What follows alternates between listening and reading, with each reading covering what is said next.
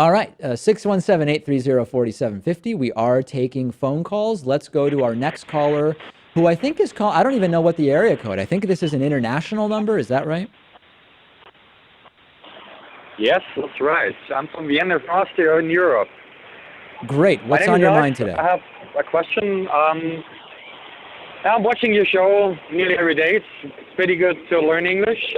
My question is, when you're talking about the president, doesn't care which one, you're always calling him the leader of the free world. My question is he? And what does this mean exactly?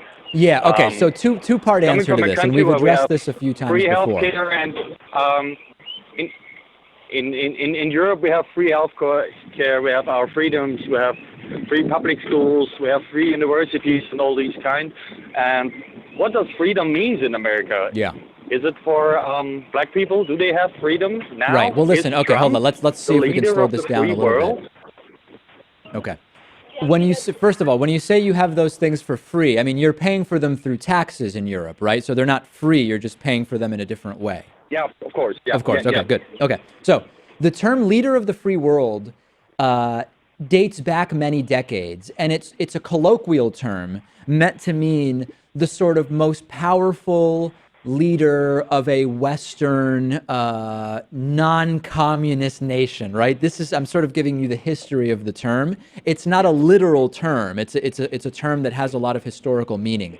I've not actually been saying that Donald Trump is the leader of the free world. In fact, I've made the case that with the election of Donald Trump to the United States and the laughingstock that he represents, that really you could make the case that German Chancellor Angela Merkel would now be the so-called leader of the free world. But I want to just be super clear, again, since English isn't your first language, it's not a literal title, right? We're talking about an idea when we talk about the leader of the free world. No, I know it's no title, but it's very interesting because for me it would sound more correct to call him the leader of one of the most powerful countries in the world. Right. Than the leader of the free world. It's always funny when you hear that all the time. Oh, it's hilarious. For all presidents, whatever they have done, whatever they do, yeah. Call them the leader of the free world. It's a little bit confusing in Europe to hear. Yes, no, believe me, I'm in the United States and I'm confused by it as well. Very, very good topic. I really appreciate the call. Your English is doing great. I don't know how long you've been learning English, but it's excellent. And I really, really appreciate the call. Thanks a lot. Goodbye. All right. Thank you so much.